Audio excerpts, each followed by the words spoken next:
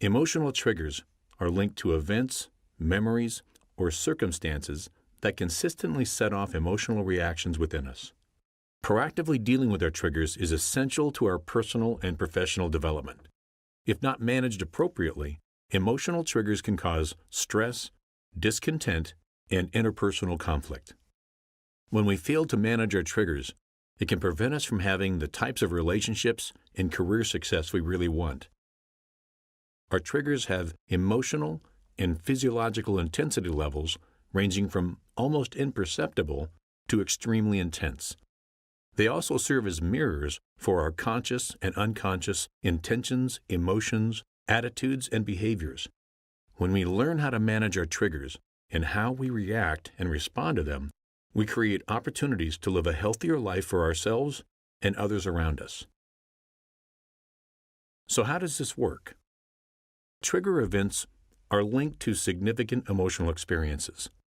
Sometimes we're completely aware of the event and recognize immediately that our thoughts, feelings, and emotions have changed once we've been triggered. Other times, we may find ourselves caught off guard and triggered unexpectedly.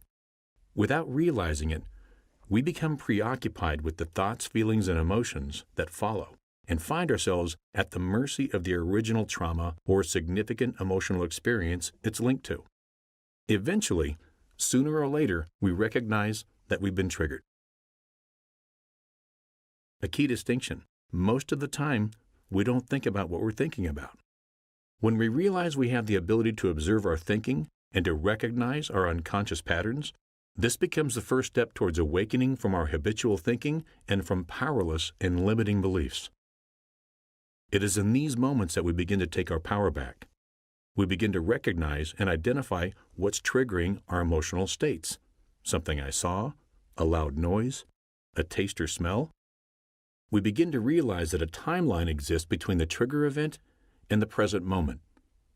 We begin to recall our thoughts and actions from the trigger event to the present moment.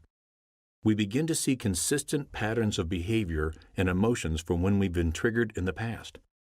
We begin to notice that a cycling up of intensity usually occurs when we've been triggered in past events, which last for short or long periods of time.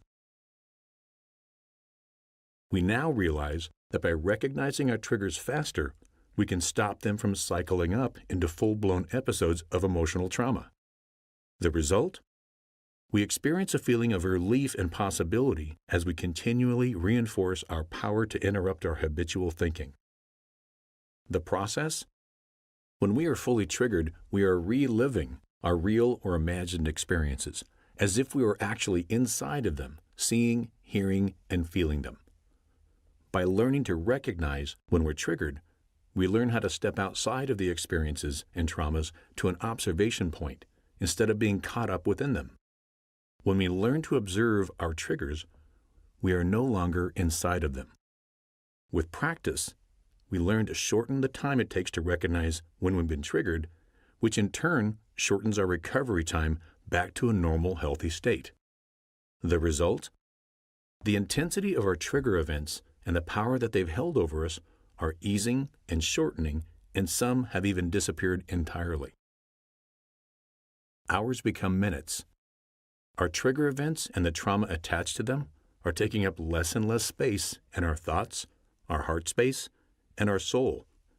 We feel lighter and freer to choose our emotional states, and we begin to live our life with more ease. Minutes become seconds. We are now noticing the gap that exists between our triggers, and that our triggers and the episodes that follow are becoming fewer and farther apart. It is in this gap where the quality of our life resides.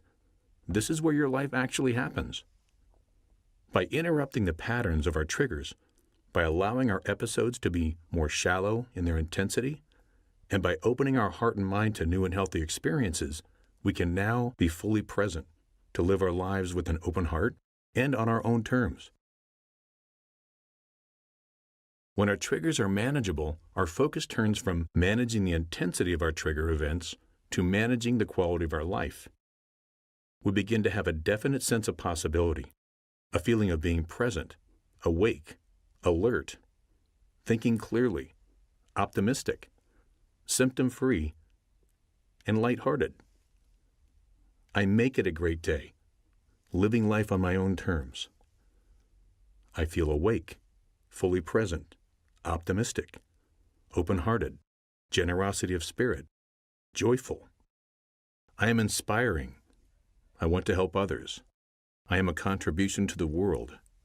I make a difference. I have joy in my life. And this is how we can learn to better manage our triggers and emotional responses. If you can relate to some or all of what we've covered so far, you've come across this introduction for a reason. There's something here to learn that will help you on your way. What has been created is a confidential, personal development approach to dealing with triggers, trauma, and our critical mind. It is self-paced and private, delivered in audiobook form to allow warriors to listen to it in the privacy of their own mind. All of what you'll hear has been developed from real experiences with real warriors. The name of the audiobook? Transitioning Veterans: How We Get in Our Own Way and What to Do About It. Warriors can listen to real solutions to help them in their transition. It's especially helpful for those who have difficulty concentrating or reading due to hypervigilance, PTS, or TBI. Listen to these resources as many times as necessary to internalize them. If this audiobook is helpful to you, pass it along to fellow veterans and their families. To make the most of this, consider picking a battle buddy or a group of veterans you trust and go through this work together. You can listen to the first few segments for free at harvestingwisdom.com. Available on iTunes, Audible, Amazon, and Kindle for less than $6. When would now be a good time to work on yourself and who you're becoming?